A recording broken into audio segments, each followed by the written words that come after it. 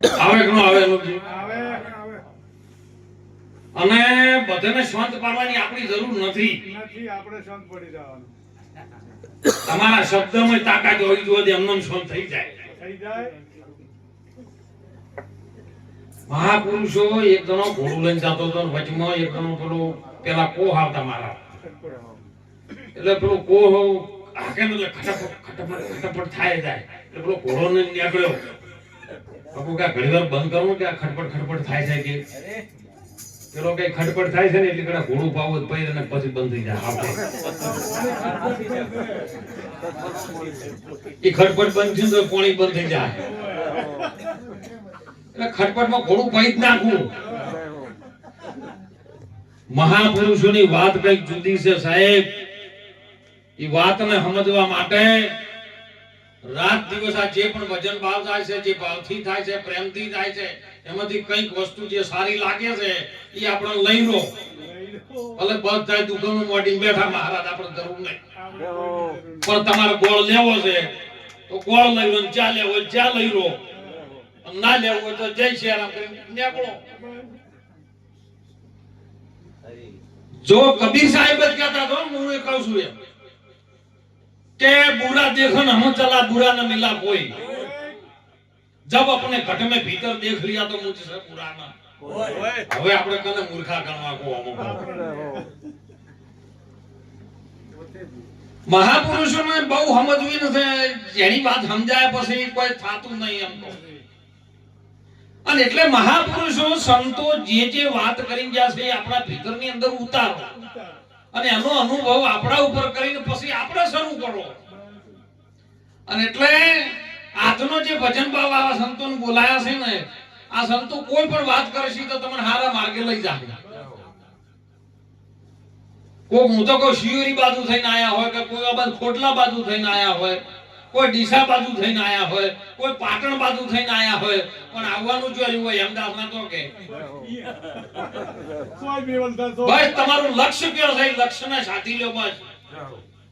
આગળના સમયમાં એવું હતું નહીં, સમય બહુ હતું. અત્યારે ટેકનોલોજીનો જમાનો આવ્યો છે, યુગ એવો આવ્યો છે. અને હાલના વર્તમાન સમયમાં ગંગા સતીએ કીધું મેરું ડગે પણ જેના મન નો ડગે, અને ભલે ભાગી પડે ભરમાડ, વિપત્તિ આવે ને વણસી ના જાય, સોઢી હરિજન ભક્તિ કરે ન પરમાર. હું એમ કહું કે તમને બધાને હું જાણી દઉં પણ ન જાણી શકું, તમે તમને જ જાણી શકો. વિશ્વની અંદર કોઈ એવો નથી પેદા થયો કે બીજાને જાણી શકે, એને એ જ જાણતો હોય, બીજો કોઈ ન જાણે. અને બીજો સહેજ ને કને કેવું, હે બીજો સહેજ ને કને કેવું બોલે એ નર બીજો નહીં, પરમેશ્વર છે પોતે. અજ્ઞાની નકલ મઠો અળગો રહીને ગોતે. પરમેશ્વર દોષ જે સંતોએ નામ આલે ને એની અંદર બહુ ઉતરવા જોઈએ, અભ્યાસ કરવો જરૂરી છે. પરમેશ્વર પર કહેતા અક્ષર મન વકડમ લેવા જઈએ તો 52 થાય. 52 મે સ્વર, સ્વર કહેતા અવાજ થાય. અવાજ જે પણ બોલી રહ્યો છે પણ એને બોલાવવા વાળો કોણ છે એને ઓળખો. જે હસ્તિનાપુરના મેદાનમાં જે દિવસ ભગવાન કૃષ્ણજી રથ લઈને વચ્ચો વચ ઉભા છે, અર્જુન ને બેન સંવાદ ચાલે છે.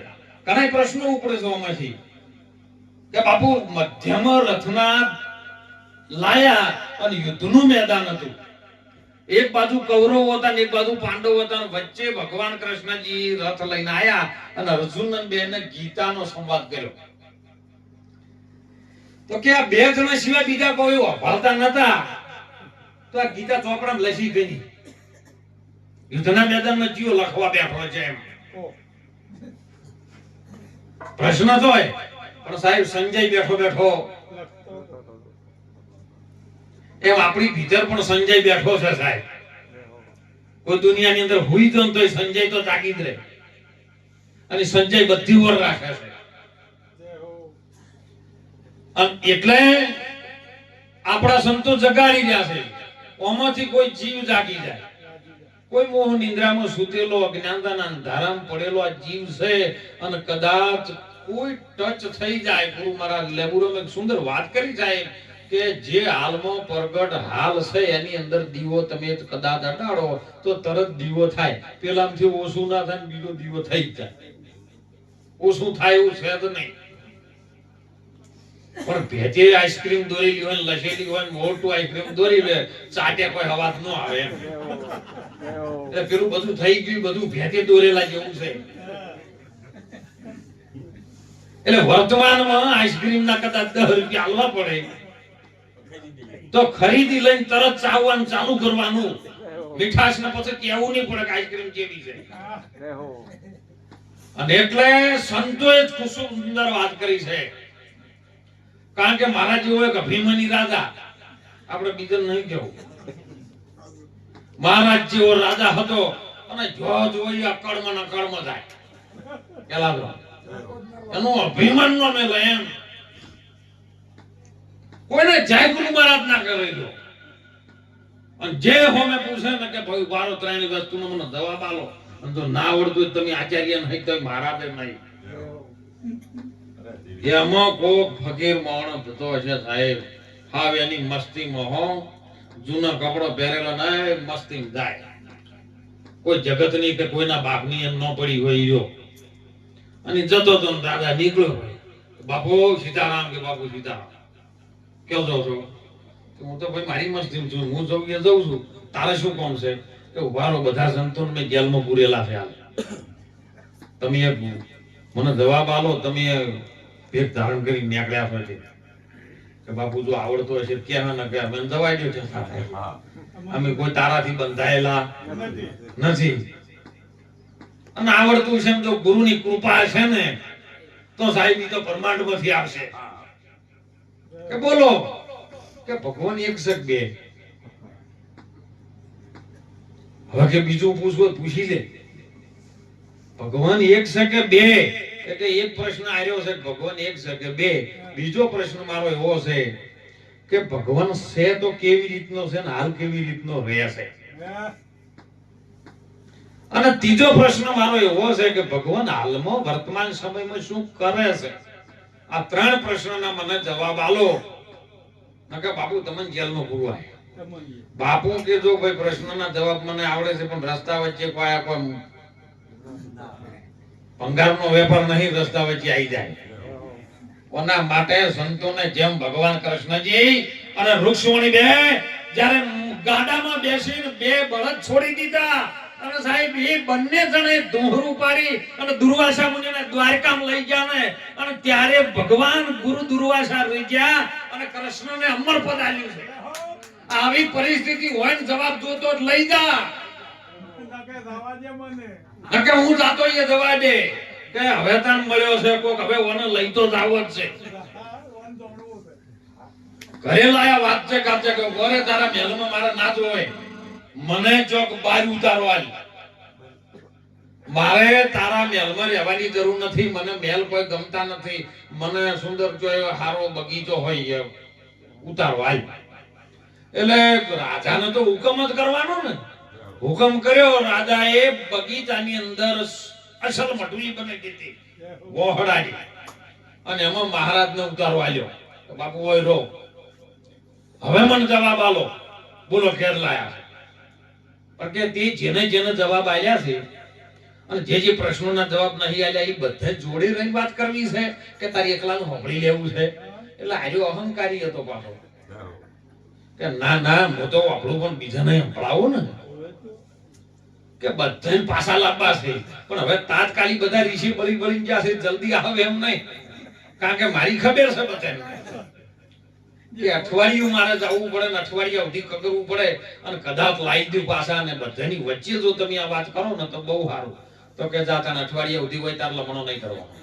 અઠવાડિયા સુધી હું બગીચામાં મારું ભજન કરીશ, મારા ગુરુ મહારાજનું દર્શન કર્યું, મારા ગુરુ મહારાજ સિવાય બધું ભજન કરતો નથી. પણ કોઈ મારે જરૂર પડે થોડી ઘણી વસ્તુની આગા પાછી, તો એક માણસ તારા ગામમાં કોઈ તારા નગરમાં હોય તો એવો કોઈ સંતોની સેવા કરી શકે એવો હાવ નાનો એવો મને માણસ તારે મારી જોડે આપી દે. રાજાએ ગામની અંદર એક અભણ માણસ આપી દીધો. બધાને સંતોની સેવા કરી શકે એવો એ સારું છે. ચા વાળા હોય ચા લઈને આવે છે, એ નોના કરે. તમને મોટા બનાવીને તમને ચા પાવે છે. આ હાલ આવી એ બેઠા બેઠા કરતા પેલા ના રકે પેલો પાછા તમે લઈ રહ્યો શું હતો આવે કહો. તમારે સેવા કરવી જ નહીં. એટલે પેલો સેવા કરવા માટે રહ્યો. બાપુ જોડે દરરોજ એના ચર્ચા ચાલે, દરરોજ ભગવાનની વાતો હોય, સંતોની વાતો હોય, શાસ્ત્રોની વાતો હોય, પુરાણોની, વેદની, રામાયણની, ભાગવતની, દરેક મહારાજ એને જ્ઞાન પીલું છે. અને તો જ્ઞાન છે ને મોટામાં મોટું છે. ગુરુ મહારાજનું જે જ્ઞાન છે ને એ મોટામાં મોટું છે ને એને કોઈ લૂંટી શકે એવું નથી. અને જો કદાચ લૂંટવા વાળો મળી જાય ને તો એ લૂંટવા વાળો અમર બની જાય એવી વાત છે. અમે તો લૂંટાવા ફરક કોઈ લૂંટવા વાળો નથી મળતો. એટલે ઓને અઠવાડિયું થવા થયું ને મહારાજે કે હવે કાલે હવારે આ સભા ભરાય અને રાજા આપણને બોલાવશે, માટે તું સેવા મારી કરે છે. હવે એક મારી વાત મને એટલે પેલો કે બાપુ 7 દિવસમાં તમે મારા ગુરુ તરીકે મેં ધારણ કર્યા છે. હવે તમે કોઈ આજ્ઞા, તમે કોઈ આદેશ કે કાલે બેઠક થાય ને કાલે આ વાતની ચર્ચા થાય. અને જો કદાચ ધીરા મને પૂછશી તો હું એમ કહ્યું કે આ પ્રશ્નના જવાબ તો મારો સેવક આલશે. તો તારે મારા કપડો પહેરવાના ને તારા કપડો મને આલવાના છે. પેલો કે બાપુ ઉઠાડી મારો દાડો હાથ 7 દાડાની સેવાનું ફળ આવે છે. કે તું ચિંતા કરીને તારા કપડાના વેશમાં હું બેઠો છું. તારે એમ જ કહેવાનું, તને પૂછે કે બાપુ બોલો જવાબ આલો આયા, તો તારે એમ કહેવાનું કે આ તો મારો સેવક આલશે, મારે આલવાની જરૂર નથી. પછી જવાબ આલવાનો મારા હાથમાં છે. દિવસ ઉજો સાહેબ રાજાએ બોલાયા, બધી સભા ભરણી પેલા જેને પૂર્યા હતા એ બધા આયા. રાજાએ પ્રશ્ન ઉપાડ્યો, બાપુ જવાબ આલો, ભગવાન એક છે કે બે?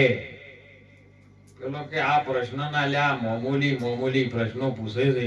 આવા પ્રશ્નના જવાબ તો આ મારો સેવક આલે, મારે ના આલવાના હોય. તો કે તમારે સેવક ને ઉભો કરો. સેવકના વેહમાં જે બાપજી હતા ને ઉભા થયા થાય કે રાજા પ્રેક્ટિકલ કરીને બતાવું કે તને ખાલી બોલથી કહું? પ્રેક્ટિકલ જોવું છે કે ખાલી હોનથી સમજાવું? એટલે પેલો અહંકારી જીવ છે ને પ્રેક્ટિકલ વગર ના માને કે પ્રેક્ટિકલ જોવે છે મારે. તો કે થાળમાં મોતી ભરીને લાય. થાળમાં મોતી ભરીને જીવનદાસ લાયા. અને હવે રાજાને કીધું કે એમ કર તું આમાંથી ગણ કેટલો લાયો છે. એટલે પેલે એક થાળ ખાલી લાયેલો ને એક ભરેલો લાયેલો. બાજુમાં ખાલી થાળ મૂક્યો ને એક બાજુ ભરેલો મૂક્યો. હવે આમાંથી એક મોતી ઉપાડીને મને કીધું કે એક થાળમાં મૂકી દીધું ખાલી. પછી બીજું ઉપાડ્યું કે બે. પેલો સેવક ના વેહમાં જે મહારાજ હતા ને કીધું ઉભો રહે, તારા હાથમાં કેટલા છે? તો કે 2 ચમકી છે. તારા હાથમાં ગણતરી ભલે બી આવ્યું પણ છે કેટલું કે એક? તો તને જવાબ નહીં સમજાતો. પછી ઉપાડ્યું કે 3, કે ઉભો 3 છે કે 1 છે? જેને જે ભાવથી ભજ્યો છે, જેને વારંવાર પરમાત્મા મદદે આવ્યો છે, કોઈ મનુષ્ય રૂપે સાહેબ એને 3 વખત પેદા થયો. અને જેને એક ભાવ થઈ ગયો એનું કામ કર્યું નહીં. નરસિંહ મહેતા 52 વખત પાયો, 52 વેશે આવ્યો. તેને 52 વખત ચર્ચા કરી, મારો મળ્યો 52 વખત મારા કામ કરવા આવ્યો. સુંદરમનો ભજનમાં કે નથી મફતમાં મળતા સંતને સંતપણા નહીં મફતમાં મળતા. એ રાજા કે બરાબર બાપુ તમારી એક વાત તો મને સમજાઈ ગઈ કે ભગવાન પરમાત્મા પરમ તત્વ એક જ છે, સબકા માલિક એક. હવે બીજો પ્રશ્ન, ભગવાન હાલ કયો રહેશે અને કેવી રીતનો છે? એટલે કે આટલી બધી ચર્ચા કરી લે, કોઈ ચા પાણી હોય, ભૂખ લાગી હોય, કોઈ નાસ્તો બાસ્તો હોય, તારે પ્રશ્ન પૂછ કરવાનો જવાબ મારે હાલ કરવાના. કોઈ નાસ્તો બાસ્તો લાય, મને ભૂખ લાગી છે. કે બાપુ તમે કોઈ કે કશું કરવું નહીં, દૂધનો ગ્લાસ ભરીને લાય. રાજાએ હુકમ કર્યો, 2 જણા દૂધનો ગ્લાસ ભરીને આપ્યો. સાહેબ દૂધનો ગ્લાસ ભરીને આપ્યો ને એટલે પેલો જે સેવકના વેશમાં બાપજી હતા ને દૂધમાં ઓગળી ગાલીને હલાવવાનું ચાલુ કરી દીધું 10 મિનિટ જેવું હલાવ્યું જ સાહેબ. રાજા કે બાપુ દૂધ તો ઠરી ગયું છે, ગરમ નહીં, તમે ઓગળી મેલીને શું લેવા લાવો છો? તમે મને જવાબ આલો ને ભગવાન શું છે કેવી રીતનો છે કે ઈ રૂત જોઉં છું તા. મને ખબર છે કે દૂધ ઠરી ગયેલું છે, પણ આ દૂધમાં ઘી કાઢું છું, એવો છે ભગવાન. દૂધમાં ઘી કાઢું છું. તો કે એમ નીકળતું છે કે તને કેવી રીતે નીકળે કે એને સાસના છોટાનો સંગ કરી અને વિશ્વાસ રાખીને જમાઈ દેવું પડે. હાથે જોમી જાય દહીંનો ટેપું થઈ જાય અને પછી રવાયો લઈને મંથન કરે અને મંથન કર્યા કે મોખણ બહાર આવે, તરીન ઉપર આવે સાહેબ. ભક્તિ કરો, પાતાળ મેં પ્રગટ થઈ જાય આકાશ, દાબી દુબી એનું જે ન રહે એ કસ્તુરીની સુવાસ. તમે ચાલુ કરો ને એટલે ઓટોમેટિક બહાર આવે સાહેબ.